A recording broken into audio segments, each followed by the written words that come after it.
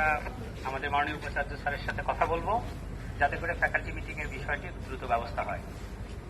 মাননীয় উপাচার্য মহোদয় ডিন পশুপালন অনুষদের সঙ্গে কথা বলেছেন এবং তোমাদের এই বিষয়টি সংক্রান্ত ফ্যাকাল্টি মিটিং আগামীকাল সকাল 11:30টায় অনুষ্ঠিত হবে।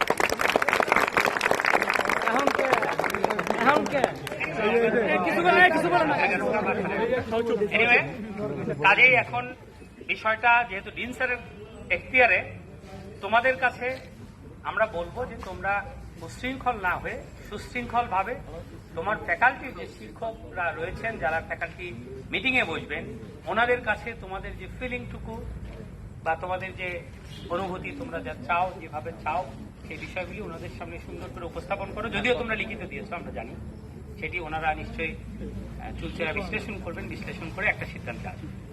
এখন সেই মিটিং সম্পর্কে অগ্রিম আমরা কোনো মন্তব্য করতে চাচ্ছি না, তোমরা ধৈর্য রাখো, দেখো যে ফ্যাকাল্টি মিটিং এ কি সিদ্ধান্ত হয়। তো তোমাদেরকে আমরা যতটুকু কমিটমেন্ট দিয়ে গিয়েছিলাম ফ্যাকাল্টি মিটিং এর ব্যাপারে এইটুকু আমরা কথা রেখেছি। Thank you sir, thank you sir.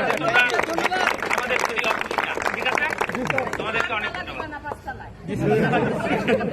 কারণ এই জায়গাটা বাবা শোনো, আমি একটা কথা বলি, আমরা তো শিক্ষিত মানুষ তাই না?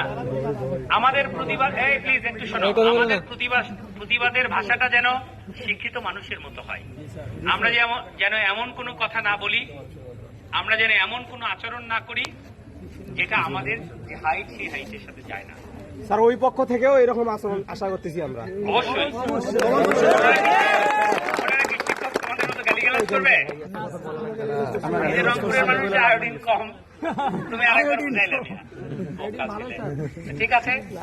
অনেক অনেক ধন্যবাদ, আল্লাহ হাফেজ।